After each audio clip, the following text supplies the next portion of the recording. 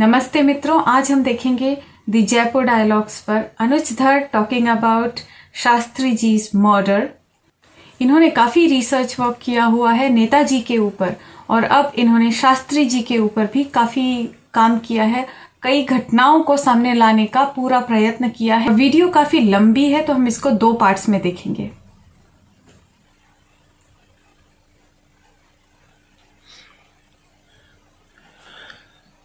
आज 11 जनवरी है। 11 जनवरी को श्री लाल बहादुर शास्त्री जी की पुण्यतिथि होती है। आज के ही दिन 1966 में ताशकंद में उनका निधन हुआ था और वो रहस्य आज भी एक रहस्य बना हुआ है। और रहस्य इसलिए भी बना हुआ है क्योंकि भारत सरकार ने बहुत सारे दस्तावेज जो हैं वो सार्वजनिक नहीं किए हैं। आइए इस रहस्य के बारे में आज चर्चा करते हैं। अनुज धर जी जो कि पुस्तक my prime minister is dead के लेखक हैं और साथ में जुड़ रहे हैं श्री संजय नाथ सिंह जी जो कि शास्त्री जी के नाती हैं, ग्रैंडसन उनकी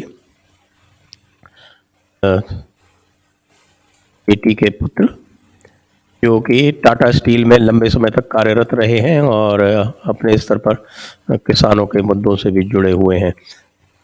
आइए सब्सक्राइब कर लीजिए। सब्सक्राइब करने के साथ साथ आप हमें डिस्क्रिप्शन में जाके फॉलो कर सकते हैं और हमें सपोर्ट कर सकते हैं।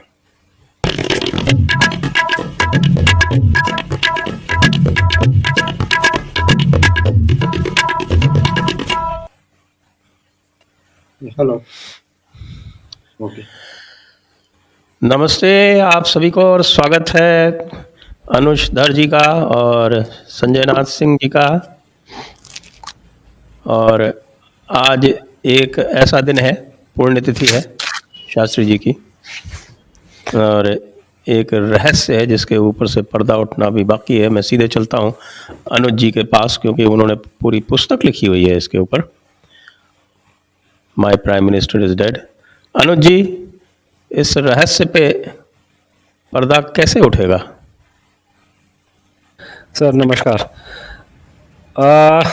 एक हम लोग जब बचपन में हम पढ़ते थे अमर चित्र कथा और एक सुनने में कहानी थी, आपको शायद ज़्यादा समझ होगा, कि वो कहते हैं हिरन के पेट में कस्तूरी होती है और कस्तूरी की खुशबू हिरन को आती है और उसकी वो हर जगह ढूंढता फिरता है कि खुशबू कहाँ से आ रही है। उसको ये नहीं पता कि कस्तूरी उसके पेट के अंदर ही है।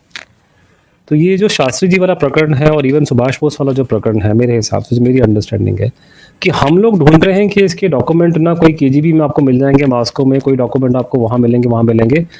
अरे सब माल मत्ता हमारे पास पड़ा हुआ है। तो ये इस प्रकरण का हम अभी डिस्कशन करेंगे। अभी जो मेन मुद्दा जो मुझे नजर आता है 2022 में हम डिस्कस कर रहे हैं कि भारत सरकार को शास्त्री जी की डेथ से जुड़े हुए डॉक्यूमेंट को पब्लिक करना चाहिए और जब वो पब्लिक करेंगे तभी हम रूसियों से बात कर सकते हैं कि भैया आपके पास में जो डॉक्यूमेंट अपना डॉजियर हमको अब दीजिए। लेकिन वो देश जो पूरी दुनिया में सत्य और अहिंसा का डंका बजाता है, अगर वो खुद अपने प्रधानमंत्री से जुड़ी फाइलों को पब्लिक नहीं करता, जबकि तब कि उनको सेंट्रल इंफॉर्मेशन कमीशन का ऑर्डर जा चुका 2 साल पहले, डिमांड पब्लिक में लोग कर रहे हैं, उनकी फैमिली के लोग पब्लिक डिमांड कर रहे हैं, सब लोग कर रहे हैं। अगर वही देश उस पर एक्शन नहीं लेगा तो हम रूसियों से क्या उम्मीद करेंगे? तो इस पूरे प्रकरण पे अब हम कुछ नहीं कर सकते। 58 साल हो चुके हैं। जो शास्त्री जी के साथ में जो कुछ हुआ उसके सब लोग अब जा चुके हैं, अब कोई नहीं बचा है। तो एक मेरे ख्याल से प्रेम वैद्या जी जो जर्नलिस्ट थे वो हम मौजूद थे, उनका एक डायलॉग था, उनको बोला गया फ़ोन पे कि your prime minister is dead. तो वो मैंने उसी का अपना किताब का title your prime minister is dead वहाँ से बना दिया। तो अभी हमारे पास सब कुछ करने के लिए नहीं है। हम यही कर सकते हैं आज के दिन में, कोई कमीशन इंक्वायरी की जरूरत नहीं है कि जितने उनके डॉक्यूमेंट उनकी मौत से जुड़े भारत सरकार के पास, विदेश मंत्रालय के पास, इंटेलिजेंस के पास पड़े हैं, उन सबको पब्लिक किया जाए, तभी हम लोग रूसियों से बात कर सकते हैं। उज़्बेकिस्तान के जो मेरे ख्याल से राष्ट्रपति हैं, उन्होंने ऑलरेडी 2 साल पहले ही स्टेटमेंट दिया कि भारत सरकार जो भी हमसे मदद मांगेगी हम मदद उसमें देने को तैयार है। तो मेरे हिसाब से 2000 के, अगर मैं हिसाब से देखूं 22 के हिसाब से, आज के हिसाब से, तो मुद्दा अभी डिक्लासिफिकेशन का है। जी, मैं आता हूँ संजय नाथ सिंह जी के पास में। संजय जी, आप तो शास्त्री जी के परिवार से ही हैं उस समय आपकी आयु क्या थी 1966 में? मैं करीब 8 और 9 साल, यानी कि 8.5-9 साल का रहूँगा उस समय। और शास्त्री जी से बहुत अटैच था बाबूजी से, जैसे हम लोग उनको बोलते थे। सब लोग जी। घर में बाबूजी बोलते थे, हमारे मामा लोग, तो हम भी बाबूजी बोलते थे कि कड़ी में हम लोग सब उनको कहते हैं पहचानते थे और उसी बाबूजी के नाम से ही बोलते थे। तो बातचीत होती थी, उनके साथ बहुत घूमता था मैं। स्कूल बंक मार के सुबह सुबह पैर छूने जाता था उनके, और जब पाँव छूता था बाबूजी के, तो बताते थे कि आज हम जा रहे हैं। तो अगर ज़्यादातर मुझे यही मन होता था उनके साथ रहूं, तो मैं अपने बस्ते से सब किताबें हटा के जो कपड़े समझ में आते थे वो डाल लेता था और उनके साथ चला जाता था। तो आप समझ लीजिए उस समय से जुड़ा हुआ हूँ, उनके अब यादों से जुड़ा हूँ। और तकलीफ बहुत होती है बस जान के कि अब तक पता नहीं चला कि उनका रहस्य क्या है। ये जरूर मालूम है, और शुरुआत में ही मैं बोल देना चाहता हूँ इस चीज़ को जी। कि मुझे कोई संदेह नहीं है कि शास्त्री जी की मौत यानी कि स्वाभाविक कारणों की वजह से नहीं हुई, उनको हत्या थी। हत्या थी। तो आपको 11 जनवरी की क्या याद है संजय जी? 11 जनवरी की देखिए सबसे बड़ी याद तो ये है कि शास्त्री जी का कमरा एक छोटा सा होता था, उसके बाद एक बड़ा कमरा था, फिर एक गैलरी थी, गलियारा था, थोड़ा सा हॉल टाइप का एरिया था, बहुत छोटा सा। वहीं पे फोन होता, पुराने पहले के जमाने में। अब फोन घर में एक आधा फोन होता था, बहुत बड़ी बात थी। तो क्या प्राइम मिनिस्टर का घर था तो उसमें फोन ज्यादा थे। तो एक फोन जो मेन था उनका, वो वहीं पे कहते हैं वो कमरे के पास में था, हम लोग के कमरे के पास, क्योंकि हमारे पेरेंट्स का कमरा वहीं पे था, हम भी वहीं पे सोते थे। तो पहली दफे तो फोन आया कि शास्त्री जी बात करना चाहते हैं। तो बात हुई, परिवार के बाकी लोग भी आ गए, हमारे मामा, सबसे बड़े मामा थे हरी मामा, वो भी आ गए, और हमारे फादर भी वहीं पे आ गए। मैं भी चला गया, क्योंकि वहाँ पे कहते हैं खड़ा हो गया था मैं, और काफ़ी बातचीत हुई। तो उन्होंने कहते हैं शास्त्री जी ने कहते हैं कई एक बातें करी उस समय, और उन्होंने कहते हैं पहले नानी से बात करी। तो उस जमाने में देखिए एक और चीज़ ध्यान रखिएगा इस बात का, कि जब उस समय बात होती थी, ट्रंक कॉल्स बोला जाता था उनको, इंटरनेशनल कॉल्स होते थे, ट्रंक कॉल होता था। जी, तो जी, जी। ये प्राइवेट लाइंस नहीं होती थी। तो जी। जो होता था कि ऑपरेटर्स दोनों तरफ के बातचीत को सुन सकते थे, और वहां पे जब बात हो रही थी, वो कुछ बात करना चाहते थे अम्मा से, यानी कि हमारी नानी से। तो उस समय बहुत उसमें डिस्टरबेंस आ गई थी, जबकि when the head of the state is talking, जब head of the state is talking on the phone, तो लाइंस इस तरह डिस्टर्ब होती नहीं, वो कर कर कर कर करके बहुत आवाज आने लग गई। तो अम्मा ने बोला कि देखो बहुत डिस्टर्ब, कुछ सुनाई नहीं पड़ रहा, समझ में नहीं आ रहा है। तो उन्होंने हमारे मामा को फोन दिया कि आप कहना तुम बात करो। उस समय कुछ आवाज कहने थोड़ी बहुत क्लियर हो गई। उन्होंने उन्होंने उनसे पूछा गया, उन्होंने पूछा कि क्या रिएक्शन है।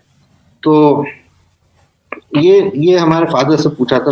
आखिर में उन्होंने हमारे फादर से बात करी, और हमारे फादर का घर का नाम रामजी था, और पेट नेम वैसे उनका नाम था विजयनाथ सिंह।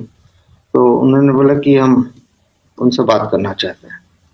तो फोन उनको दिया गया, तो पूछा, तो उन्होंने बताया कि कहते हैं देखिए इन्होंने राम मनोहर लोहिया जी ने इसका कहना विरोध करा है, तो ताशकंद डिक्लेरेशन का, और अटल जी का भी इसमें विरोध है।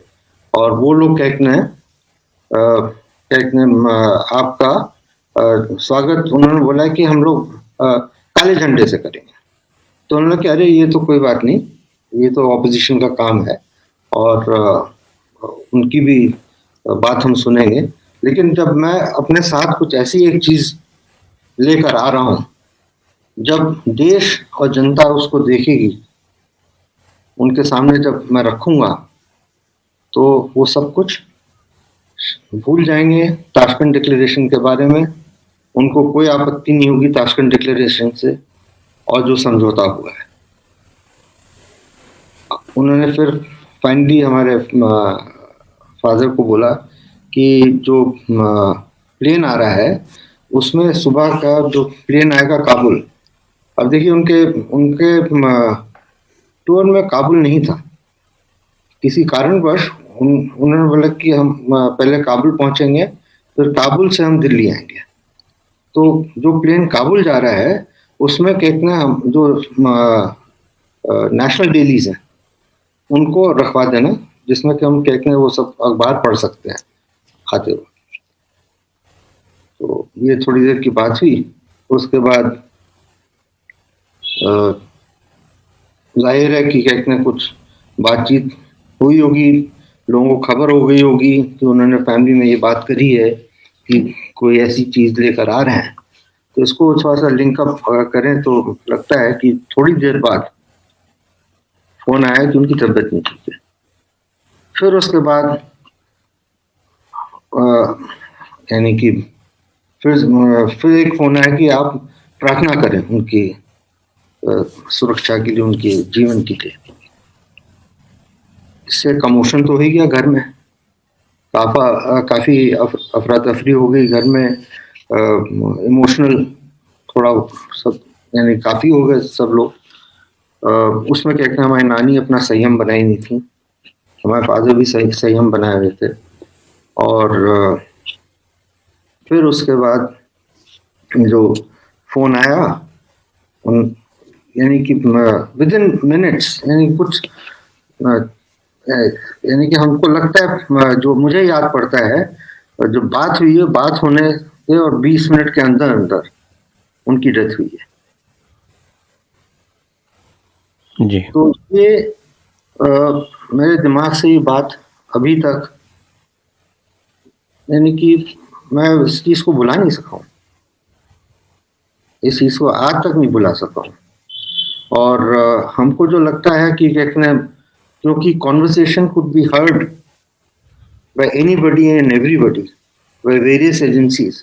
और वो तो जमाना ऐसा था कि there was a big global divide, जिसको बोलते हैं, एक ग्लोबल डिवाइड था कि कुछ केजीबी के कंट्रोल में कुछ कंट्रीज वो केजीबी अपना इन्फ्लुएंस रखना चाहती थी, और कुछ एरियाज में CIA अपना इन्फ्लुएंस रखना चाहती थी, यानी कि अमेरिका USSR का गेम था उसमें।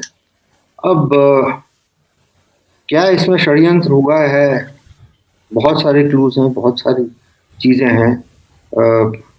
ग्लोबल हो सकता है, national, I don't rule out domestic powers also would have played a role.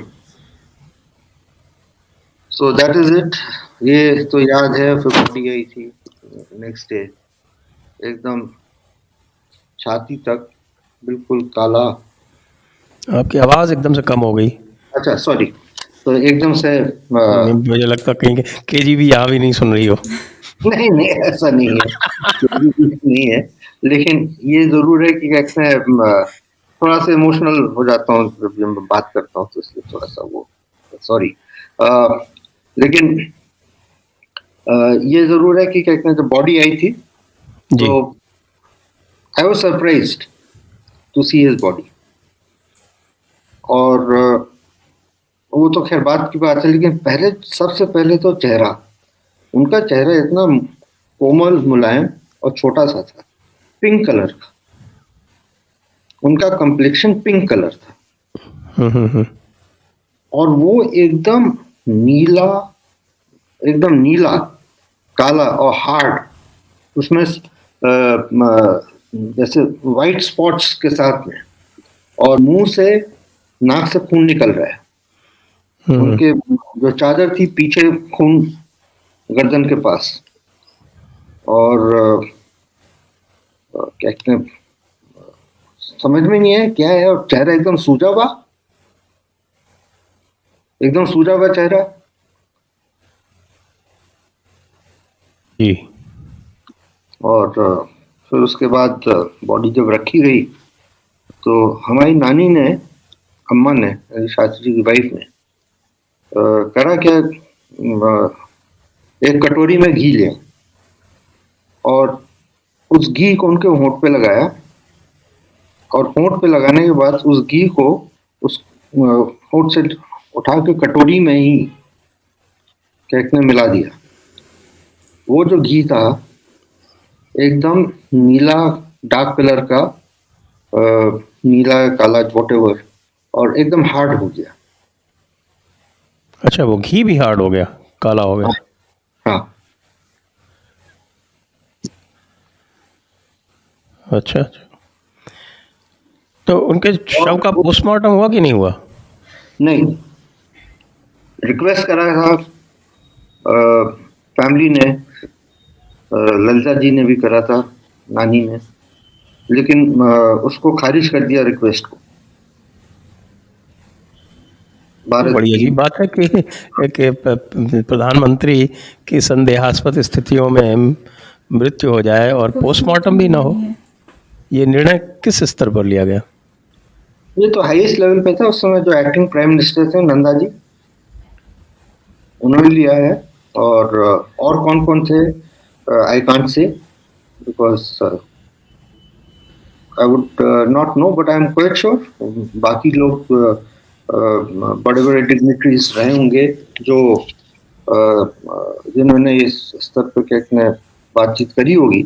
यही बोला गया कि it will be international embarrassment, यानी कि आपका प्रधानमंत्री मर जाए, उसका पोस्टमार्टम नहीं करें, ऑटोप्सी ना करें बॉडी, कमाल है। और जबकि वहाँ पे बाद में पता चला है, और अनुज जी ने भी इसका जिक्र करा है अपनी किताब में, कि वहाँ पे भी कैट ने रिक्वेस्ट करा था रशियन गवर्नमेंट ने कि हम लोग पोस्टमार्टम कर लेते हैं। तब उन्होंने वहाँ पे कैट ने हमारे जो इंडियन एम्बेसडर थे, टीएन कॉल, श्री टीएन कॉल, त्रिलोकीनाथ कॉल, टिक्कू कॉल जी, उन्होंने इस चीज को मना करवा दिया। ये सब बॉडी डिफाइल हो जाएगी हिंदू धर्म के हिसाब से। माय गॉड, तो अब आप यहीं से, यानी कि, और कहते हैं, और सबसे बड़ा डाउट तो ये होता है कि Anuj has done a lot of work in this field, और इन्होंने आरटीए भी डाले थे, जिसका prime minister's office had responded saying that under section 8 or something like that of the RTI Act, ये इसको डिस्क्लोज नहीं कर सकते हैं बिकॉज इट कैन बी, यानी कि ये सोशली, यानी कि नेशनल लेवल पे सोशल अपहीवल हो सकता है, there can be international embarrassments, so my doubts get confirmed from this response of the Prime Minister's office. चलिए हम चलते हैं अनुज जी के पास में। अनुज जी, आपने इस पर काफ़ी शोध किया है, और जैसा कि संजय जी बता रहे हैं, ये तो प्रत्यक्षदर्शी हैं, डायरेक्ट एविडेंस। तो ये जो संजय जी कह रहे हैं कि वो कुछ ऐसी चीज़ लाने वाले थे जिसको लेकर लोग ताशकंद समझौते को भूल जाते, इसके बारे में आप क्या सोचते हैं? उससे पहले मैं हल्का सा ऐड कर दूं कि जानने वालों को ये सुन के दुख भी होगा, लेकिन कि शास्त्री जी की माता जी भी उस टाइम पे थी, उनकी शास्त्री जी की माता जी जिंदा थी, वो उनके 9 महीने बाद गई हैं। तो ये जो घी लगाया था मुंह पे और पैर के नीचे जो नीला पड़ गया था, तो उनकी वेदना थी, उन्होंने बोला कि मेरे बेटवा को जहर दे दिया। ये शास्त्री जी की माँ के शब्द थे उस टाइम पे। ये इशू जो है ये बड़ा डार्क एरिया में है, क्योंकि इस तरह के एलिगेशन लगे हैं, इस तरह का लोगों ने स्पेकुलेशन किया कि वो शास्त्री जी जो बात कर रहे थे उसमें सुभाष चंद्र बोस का कुछ मेंशन था। नेताजी के परिवार के लोगों ने ये बात बोली है कि जब, क्योंकि Shastri ji for some strange reasons, Netaji की सबसे अच्छी मूर्ति आपने देखी होगी, आपने कलकत्ता में आप गए हैं सर, आपकी शायद पोस्टिंग वहाँ पे थी, वहाँ पे सबसे अच्छी मूर्ति उनकी रेड रोड पे है। मेरी पोस्टिंग नहीं थी, मेरी स्टडी हुई है कलकत्ता में। सर ठीक है, तो रेड रोड पे आपने मैदान में देखा होगा, वो नेताजी की मूर्ति लगी है वहाँ पे रेड रोड पे। वो सबसे अच्छी मूर्ति मेरे ख्याल से उनकी भारत में उसमें से एक है। तो वो शास्त्री जी के टाइम पे ही लगी थी वो मेरे ख्याल से। तो उन्होंने पता नहीं क्यों 1965 में या तो दिसंबर में गए हैं या हाँ दिसंबर में चले गए थे वहाँ पे वो। तो पॉइंट ये कि 23 जनवरी तो नेताजी का जन्मदिन होता है, तो आप थोड़ा वेट कर सकते थे, लेकिन वो दिसंबर में चले गए और उन्होंने वहाँ पे मूर्ति को अनवेल किया करके। वहाँ तो उन्होंने कुछ नहीं कहा, लेकिन नेताजी के परिवार के लोगों ने बोला है कि उन्होंने उनको बोला था प्राइवेटली कि मैं रशिया जाऊँगा तो वहाँ जाके बात करके आऊँगा उनकी। बट इतना, इससे ज़्यादा तो खैर और मुझे कुछ स्पेकुलेशन करने के लिए नहीं है। हाँ, वो एक अलग इशू है जो हम लोग बाद में डिस्कस करेंगे कि शायद मतलब कुछ कथन लोगों के आ रहे हैं कि सरकार की पॉलिसी तो खैर चेंज नहीं हुई थी, लेकिन शास्त्री जी प्राइवेटली लोगों को ये बोल रहे थे कि सुभाष बोस जीवित है। तो उस पर हम चर्चा कर सकते हैं, लेकिन ऐसी बात, लेकिन उनको डायरेक्टली उससे लिंक करना ताशकंद वगैरह से, तो वो मैं नहीं कर पाऊंगा, वहाँ का उसका मुझे कोई एविडेंस नहीं है। हाँ, लेकिन इतना मोटा मोटा से आपको मैं एग्जाम्पल देता हूँ छोटा सा, और आप सोचिए कि अगर ये डिटेल शास्त्री जी से जुड़ी ना हो करके किसी अर्बन नक्सल या इस्लामिस्ट के बारे में होती तो कोर्ट कचहरी क्या करते हैं। वो डिटेल ये है कि एक जगदीश कोडेशिया नाम के व्यक्ति थे जिनको संजय जी जानते हैं। जगदीश कोडेशिया जी जाने माने कांग्रेस के नेता थे, दिल्ली प्रदेश कांग्रेस के चीफ थे। और कोडेशिया जी खाते पीते घर के लोग हैं, वहाँ ऐसे कुछ हो नहीं, अभी भी उनकी फैमिली है, दिल्ली में अच्छा बड़ा मकान है। तो कोडेशिया जी कांग्रेस प्रदेश के चीफ थे और शास्त्री जी के बड़े लॉयल थे वो। उन्होंने काफ़ी मतलब 90 के दशक तक चिट्ठियाँ लिखते थे। ये जो बता रहे संजय जी बात की बॉडी की हालत ये थी, वेंकटरमन को चिट्ठी लिख रहे हैं उसको ले, वो सारी जिंदगी वो आदमी लड़ता रहा शास्त्री के लिए, उनका बहुत खासम खास था। Sanjay ji can watch for it. Jagdish ji Kodesia ji जो थे वो जो पूरा मुहिम खड़ा हुआ, अभी मुझसे बात करेंगे करते करते, तो नेताजी पे जो डेथ कमीशन बना था, इंक्वायरी कमीशन, जीडी खोसला आयोग, उस पर वो गवाह के तौर पर आए। अब कोई आदमी स्टेटमेंट देता है मीडिया में, वो एक अलग कहानी है, जैसे आपको मैंने, या कोई प्राइवेटली बोलता है, लेकिन ये तो कचहरी, कोर्ट कचहरी के सामने, मतलब कमीशन के सामने ऑन ओथ उसने स्टेटमेंट दिया। किसी ऐरे गहरे ने कोई भी स्टेटमेंट नोटिस ही दी है मोदी जी के खिलाफ में बिफोर नानावती कमीशन, उसको आज तक ये लोग लेकर ढंढोरा पीटते हैं पूरे ट्विटर फेसबुक के अंदर कि साहब गवाह ने ये कहा था। तो मैं आपको गवाह सुनाता हूँ। जगदीश कोडेशिया जो कांग्रेस, जो दिल्ली प्रदेश कांग्रेस के चीफ थे, वो कोई आरएसएस का आदमी नहीं था। उसने बहुत घबराने वाली बातें उसने अपनी स्टेटमेंट में दी है, उसने वहाँ पे को जज के सामने दी है। जज कुछ नहीं बोल पाया, जबकि वो जज बहुत चालू था और वो खिलाफ में था इस चीज़ के। वहाँ उन्होंने बोला फॉर एग्जांपल कि 1962 के आसपास जब चाइना की लड़ाई हुई थी विश्व में, तो मैं शास्त्री जी के पास में जाया करता। शास्त्री जी मन में गृह मंत्री थे, गृह मंत्री जिसको रिपोर्टें आती हैं इंटेलिजेंस वगैरह की। तो कब ये सुना था कि नेताजी के जीवित होने की बातें आ रही हैं, एक तो उसने ये बात बोली। दूसरी बात जो है वो अपने आप में एक बहुत बड़ा विषय है, और वो ये विषय है कि जिन पंडित जी की जब डेथ हुई है इस दिन, और आपको संजय जी मालूम होगा पंडित जी की डेथ हुई तो पूरा देश, दिल्ली में लाखों लोग सड़कों में आ गए थे। मैंने सुना, आपने मामा से सुना, डैडी से सुना, आपने, लाखों लोग सड़कों में आ गए थे। तो पंडित जी को शमशान में वहाँ राजघाट के पास में जो करने गए थे, जब वहाँ से वापस आ रहे थे तो गाड़ी में जगदीश कोडेशिया जी बैठे थे शास्त्री जी के साथ में। Now please put yourself in the shoes of Lal Bahadur Shastri, who is the Home Minister of India, who is currently running the government for all practical purposes, और उसके पीएम बनने के बहुत चांसेस ब्राइट थे। और 1964 में सुभाष चंद्र बोस को मरे हुए 24 साल हो चुके हैं, ठीक है, और ये आदमी पहले देश का गृह मंत्री रह चुका है। उन्होंने बाहर दिखा करके उन्होंने एक ऑब्जर्वेशन किया कि देखो कितने लोग बाहर आ गए सड़कों में, कितने लोग इकट्ठे हो रखे हैं। सडनली ये वर्ड ड्रॉप कर दिया कि ऐसे ऐसे खबर आती है कि नेताजी आने वाले हैं, तो ऐसे ही लाखों लोग इकट्ठे हो जाएंगे। I consider this thing to be very, very, very serious for some other reasons which I will disclose in future. Okay, in fact, let me give you a hint. उस टाइम पे लेफ्टिनेंट जनरल सिन्हा का statement है कि कू attempt होने के chances है बीच में यहाँ पे पंडित जी के मरने के बाद में। तो ऐसे इस तरह के बहेड़े इसके अंदर सुनने में अजीब अजीब बातें लोग बोल रहे हैं। नहीं वो अब मैं छोड़ देता हूँ। उसके बाद उसने ये बात बोली कि शास्त्री जी जो चाहते थे, जिस बात से सुन के बहुत खौफ होता है, जो कि शास्त्री जी चाहते थे कि सुभाष बोस का इशू सेटल होना चाहिए, अगर वो जीवित रह जाते तो इसको सेटल कर देते। ये स्टेटमेंट जो है ये कांग्रेस के बड़े नेता ने खोस्ता कमीशन के सामने ऑन ओथ पे दी है। उसमें कुछ बातें संजय जी ऐड कर सकते हैं। इनकी माता जी की जो बातचीत हुई है प्रधानमंत्री शास्त्री से नेताजी के बारे में वो बता सकते हैं और एक मुद्दा अलग हो जाएगा वो जी। और यही चीज़ मैं बता रहा हूँ कि सर अगर ये जो डिटेल हम आज डिस्कस कर रहे हैं, अगर ये लाल बहादुर शास्त्री से ना जुड़ी होकर के किसी अर्बन नक्सल से या इस्लामिस्ट के साथ जुड़ी होती तो मैं आपको लिख करके दे रहा हूँ कि कल सुबह वाशिंगटन में हंगामा कर देंगे भारत के लोग। बवाल मच जाएगा, पूरा बखेड़ा मच जाएगा। कह रहे हैं इन्होंने जज लोया वाले केस में इन्होंने क्या हरकतें की थी इन्होंने कि डेमोक्रेसी खतरे में आ गई है, आपने वो कर दिया, मार दिया लोगों को। अरे सारी तो रिपोर्टें होगी, सब एविडेंस है, पोस्टमार्टम होगा, सब कुछ हो गया। आपने देखिए इन लोग की स्टेटमेंट उन्होंने क्या दी थी, इन्होंने सिब्बल एंड कंपनी ने।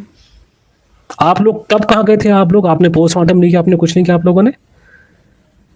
ये वही कांग्रेस के लोग हैं जब ई अहमद जो हमारे वो मुस्लिम लीग के एक मेंबर ऑफ पार्लियामेंट थे, उनकी डेथ हो गई थी तो ये स्टोरी फ्लोट कर दी कि साहब गवर्नमेंट ने उनकी डेथ डिक्लेयर नहीं की क्योंकि हमारा वो कोई पार्लियामेंट का सेशन बंद हो जाएगा। फिर कहते उस पर इंक्वायरी करवाओ। अरे हर डेथ पे आप इंक्वायरी करने को राजी है? इसमें आप लोग की जबान बंद है आप लोगों की। तो इसमें बहुत सारे मतलब एक के बाद एक पेज निकल के आ रहे हैं और सरकार झूठ बोल रही है पार्लियामेंट के अंदर। Sir can you believe that? I give you small example. Sanjay ji ने बात बोली है, अगर मैं आपको कांग्रेस के नाम सुनाता हूं, ये आज ये बोल नहीं सकते कि हम लोग जो है ना कोई बीजेपी का एजेंडा लेके मैं बैठा हूं यहाँ पे, इस तरह की बकवास क्यों कर रहे हैं। एमपी भार्गव थे, कांग्रेस के नेता थे। पार्लियामेंट में डिबेट शुरू हुई। अब क्योंकि शायद लोहिया जी के और अटल जी के दिल में ये बोझ था, क्योंकि वो दिल के वो बहुत जैसे भी हों वो अलग किस्म के लोग नेता थे, लोहिया जी भी और अटल जी भी। तो इन दोनों ने ही पार्लियामेंट में जब उनकी ऑब्चुरी पड़ी गई है शास्त्री जी की फरवरी 1966 में, उन्होंने ही ये शक जाहिर किया कि कुछ गड़बड़ है। अब अटल जी ने बात बोली कि वो दूध का गिलास उन्हें किसने दिया, वो और शक की सुई आ रही थी कि वो जो हमारे टीएन कॉल साहब का जो कुक था, ऑफिशियल कुक था सरकारी, मोहम्मद जान, उसका उन्होंने इंडिकेशन दिया जो हिंट इनको फैमिली से मिला था उनको। बोला उनके कमरे में फ़ोन क्यों नहीं है वो, क्योंकि वो जो सरकारी उसके हिसाब से जो थी कि शास्त्री जी को चल के जाना पड़ा था दूसरे कमरे में। तो ऐसा उनके कमरे में फ़ोन क्यों नहीं था? क्यों उस आदमी को, आपको मालूम है कि आदमी हार्ट का पेशेंट है, उसको 2 हार्ट अटैक पहले हो चुके हैं, तो कम से कम कमरे में फ़ोन होना चाहिए। अब वो उस आदमी को हार्ट अटैक हो रहा है, वो चल करके जा रहा है दूसरे कमरे में, तो वो तो बेचारा वैसे ही नहीं बचेगा। तो सरकार ने, और एक भार्गव साहब ने स्टेटमेंट दी कि हमें खबर लगी है कि रूसियों को शक हो गया था कि कुछ गड़बड़ है इसमें, और उन्होंने पोस्टमार्टम ऑफर किया था और आप लोगों ने मना कराया। ना सरकार के जवाब देखिए कैसे ये लोग उस समय गोलियां देते थे बैठ करके। उन्होंने कहा थी उस पर तो उनके स्वीट में 3 फ़ोन रखे हुए थे, 3 फ़ोन रखे थे। एक में बजर फ़ोन था, अगर उसको बजर को फ़ोन को उठाएंगे तो घंटी बजेगी और डॉक्टर साहब वो जो सब लोग आ जाएंगे। शास्त्री जी ने पहले यूज़ किया था वो, अब हमें नहीं मालूम उन्होंने क्यों यूज़ नहीं किया इसको। अब उनको ये नहीं पता कि सन 66 में भारत की जनता को क्या पता भैया स्वीट में और रूम में क्या फ़र्क होता है।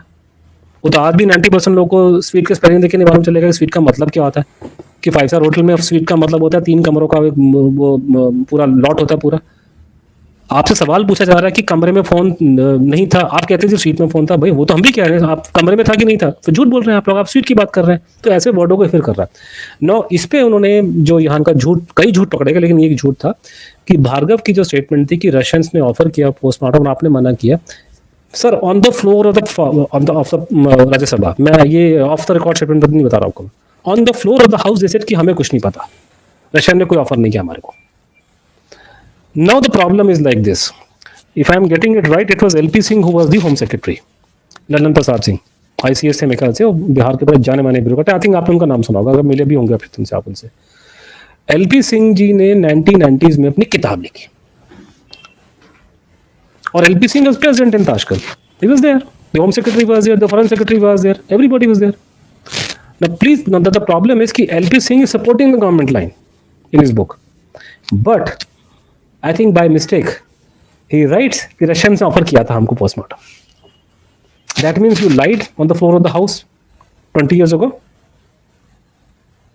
तो उसमें एक और डायमेंशन निकल के ये आ रही है कि पहले हम लोगों का मानना था, जब जिसको केस के बारे में पता नहीं है, कि शक तब पैदा हुआ है उनकी डेथ, क्योंकि रात को 1 बजे उनकी डेथ होती है, हमारे टाइम के हिसाब से वहाँ 1:30 बजे थे, और उसके बाद में सुबह 8 बजे वहाँ से उन्होंने जहाज़ भेजा है।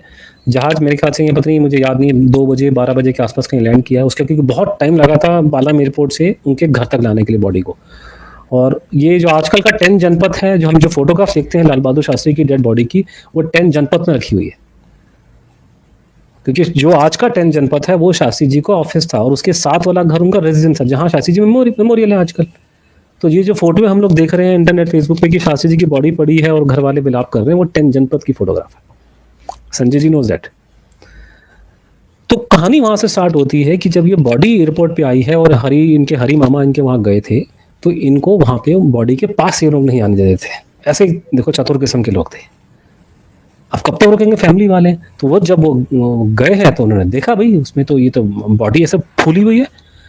ललिता जी ने बाद में बताया कि इतनी हालत खराब थी कि जब स्नान करने के लिए ले गए थे तो बनियान को फाड़ना पड़ गया था। वो कट के मार्क, सारा खून यहाँ हो रखा है, ये कट वो कट, ऐसे ये कट यहाँ था पेट के नीचे, और एक गर्दन के पीछे छेद था जिसमें से खून निकल रहा था, और सारे उनके कपड़े, उनकी टोपी खून में लथपथ थी। संजय जी के पास टोपी पड़ी अभी तक। जैसे ही इन्होंने ये बताया, मतलब जब उन्होंने बॉडी को देखा है फैमिली के लोगों ने, उन्होंने बोला कि इसमें कुछ गड़बड़ है, फटाक से कोई आदमी आया, वो चंदन का वो लेप लेके वो मुंह में लगा दिया। अभी भी आप जो फोटो मैंने अभी कलर फोटो मैंने अभी ट्वीट की थी उसमें देखिए पीला पीला पीला दिखा था, लेकिन उसके बावजूद वो नहीं छिपा सके। Something was terribly wrong. I will tell you more about it, but right now I will leave this point. सारे देश को मालूम था कि प्रॉब्लम है, ये बॉडी किसी हार्ट अटैक के बाद मरे हुए पेशेंट की नहीं है। ऐसे बॉडी काली नहीं पड़ती है सर्दी के अंदर। वो भी आपको बाद में आपने दवा की बॉडी एम्बाम की है, और भैया एम्बामिंग करने में रूसी दुनिया सबसे बड़े एक्सपर्ट हैं। वो लेनिन की बॉडी को एम्बाम किया था, 1924 की बॉडी है, जाके देखो ऐसा लगता है कि आदमी कल मरा था। तो ये इस तरह के वहाँ ये जो पूरे निकल के आ रहा है वो बड़ा डिस्टर्बिंग कि सबको नजर आ रहा है प्रॉब्लम है, लेकिन हमारे देश की, हमारे उस जमाने की हेल्थ मिनिस्टर को नजर नहीं आया। आप जानते हैं कौन थी हेल्थ मिनिस्टर सर? आपको याद है? Who was the health minister? Doctor Sushila Nayyar, America train doctor. वो गांधी जी के साथ में एक्सपेरिमेंट में वो भी शामिल थी। इस तरह की जिन लोगों का मेंटल इलाज कराना चाहिए था, जो सिक मेंटेलिटी के लोग थे, वो कंट्री के बने हेल्थ मिनिस्टर। बताइए, ये भी इन्वॉल्व थी उसमें, ये भी थी, अमृत कौर भी थी, ये सारा का पूरा तिगड़मबाजी लोग की थी। वो तो अपने आप में बहुत बड़ा टॉपिक है जिसका डिस्कशन करने का टाइम आ गया देश में। उसको नजर नहीं आया वो अमेरिका से क्या डॉक्टरी करके आई थी, अब तो जिंदा नहीं है। I'll give you more data about it. But the point is, this is what happened. So this is so blatant कि they were lying through their teeth. Parliament पे सब मेंबर्स ने सवाल पूछे, सिवाय कम्युनिस्टों को छोड़ के सब लोगों ने, कांग्रेस के लोगों ने, सब लोगों ने सवाल उठाया कि इस पर इंक्वायरी होनी चाहिए। गवर्नमेंट का एक ही स्टैंड था कि हमें कोई शक ही नहीं है, हमें कोई डाउट ही नहीं है। We have no adverse report about Jan Mohammad, we have nothing against Mohammad, why should we inquire? That was the reason they didn't inquire into it. और बाद में निकल के आ रहा है कि साहब वहाँ तो प्रॉब्लम है बड़ी जबरदस्त, but by this time is too late to do anything. So this subject has not been understood by people of this country so far. We have all known about it. We have grown up hearing about it in bits and pieces. But when you connect these dots, well, I'm sorry to say that we have always been thinking that our first Prime Minister who was assassinated when the PM was in office is Mrs. Indira Gandhi. Now it seems to me now that on the basis of what I have learned and what I have gathered, it's probably Shastri Ji was unfortunately the first victim. And yet there is no seriousness. जी अब आपने विषय उठाया नेताजी के बारे में, और ये भी कहा कि परिवार में उसकी जानकारी कुछ न कुछ रही होगी। संजय नाथ जी, आप बताएंगे कुछ इसके बारे में? देखिए, ये विषय कई दफे उठाया गया। हमारी मदर ने भी पूछा था कि बाबूजी ये बताइए कि नेताजी क्या लाइव हैं, जिंदा हैं, कहाँ पे हैं? तो शास्त्री जी कभी झूठ नहीं बोलते थे, वो झूठ नहीं बोलते थे। और जब वो सच भी नहीं बोलना चाहते थे तो उनकी एक हैबिट थी, वो अपने कहते हैं दाएं हाथ से अपने सर को ऐसे से खुजलाते थे। तो वो उन्होंने बस ये करके मुस्कुराते हुए चले गए, यानी कि ही अवॉइडेड द क्वेश्चन। तो ये एक इंसिडेंस जो है, हमारी मदर ने कई दफे हमको दोहराया इस चीज को, और हम लोग को हमेशा ये लगा कि नेताजी शायद जीवित थे, he was very much alive. और हमको तो यहाँ तक लगता है कि बाद में जो हमने सुना है उसके हिसाब से तो 1980s तक तो थे ही जीवित और हिंदुस्तान में ही थे, जो मुझे खबरें सुनने में मिलती हैं। खैर, अब वो एक विषय है। अनुज जी ने एक ने बात की जो पार्लियामेंट में झूठ बोला गया शास्त्री जी की डेथ से रिलेटेड। मैं ताशकंद गया था शास्त्री जी की डेथ के बाद जी, नहीं समझिए कुछ महीने बाद ये न्योता आया था कि एक ने यूएसएसआर की गवर्नमेंट से वहाँ के प्रीमियर आए थे कोसिजन साहब, तो वो घर पे भी आए थे, उनसे भी मुलाकात हुई हम लोग की। तो उन्होंने पूरे परिवार को, नानी को, हम सब लोग को बुलाया वहाँ पे ताशकंद। तो हम लोग सब गए थे, हम भी पूरे ताशकंद गए, और नानी के साथ जब हम लोग कहते हैं वहाँ पे होटल में रुके, जिस होटल में पहले उनके रुकने का इंतजाम करा गया था, जहाँ पे आईसीसीयू का भी एक वहाँ पे क्रिएट करा हुआ था, क्योंकि दो heads of state, foreign heads of state were going to stay there, तो कोई भी एक्सीजेंसीज हो सकती हैं, तो उन्होंने वो इंतजाम करा हुआ था। और उससे कुछ दिन पहले सरप्राइजिंगली हमारी जो minister for information and information broadcasting, वो जो थी वो वहाँ पे सुनने में ही आता है, उसका रिकॉर्ड भी नहीं है कोई, कि वो गई ताशकंद और उन्होंने ये बोला बहुत सिंपल आदमी है, वो 5 स्टार होटल में नहीं रहेंगे, और उनके साथ में हमारे एम्बेसडर भी थे, और वो लोग वहाँ पे गए और उनका कहते हैं रहने का जो इंतजाम था वहाँ से करीब 21-22 किलोमीटर और आगे एक उसमें डाचा में करा गया। डाचा बोलते हैं विला को, और उस विला में जो कैकने साहब उनका कमरा था, जो मुझे अभी भी याद है, घुसते थे, गैलरी सी थी, एक कमरा था उनका बेडरूम के बाद एक और रूम था, और मैं कहता 4 या 5 कमरा छोड़कर एक स्टडी रूम सा था, जहाँ पे शास्त्री के आपने देखिए लास्ट पिक्चर शैडो टाइप की बाहर से, तो उस कमरे में फोन था, उस कमरे में फोन था, उनके कमरे में नहीं था। तो कम से कम एक अगर उनको कोई कठिनाई होती, कोई हार्ट अटैक होता है या कुछ इमरजेंसी होती, तो उनको कम से कम नहीं तो 4 या 5 कमरा क्रॉस कर तब वो फोन उठाना पड़ता। उनके कमरे में बेड के पास या कहीं पे भी बजर नहीं था, और यहाँ तक झूठ बोला गया कि साहब वो तो अगर चाहते तो खिड़की खोल के भी किसी को बुला सकते थे। खिड़की कहाँ से खोलते, बर्फ पड़ रही है चारों तरफ, आदमी जो बीमार हो खिड़की इतना सोचेगा खोल के बुलाएगा? इतनी बड़ी बड़ी खिड़कियां होती हैं, तब उसकी सिटकनी के इतना खोलेगा कोई और बुलाएगा? किसको बुलाएगा? वहां पे सिपाही होगा कहीं पे दूर पे, सिपाही को बुलाएगा जिसकी भाषा वो जानते नहीं, और इनका स्टाफ जो है कहाँ पे रह रहा है, 22 किलोमीटर दूर। अगर वहां से उनका डॉक्टर भी आएगा तो साहब आधा घंटा तो लग ही जाएगा कम से कम। ये इंफॉर्मेशन ब्रॉडकास्टिंग मिनिस्टर कौन थी? इंदिरा जी। जिन्होंने कहा था वो शास्त्री जी को बाद में से उनको कौन सा वो पूछा था बाद में जब वो पीएम बन गई थी, तो she said he was did not have a modern outlook, he was an Orthodox Hindu. He was a man of superstitions. full of superstitions. Superstition. He was not full of superstition. Sanjay ji can tell me. He was not a very religious person, if I'm not correct. Not at all. Most modern man. He was a modern man. He was not superstitious at all. Not at all. वो तो कहते हैं rituals में believe नहीं करते थे। जब शादी भी हुई उनकी तो ही रिफ्यूज्ड अ पंडित।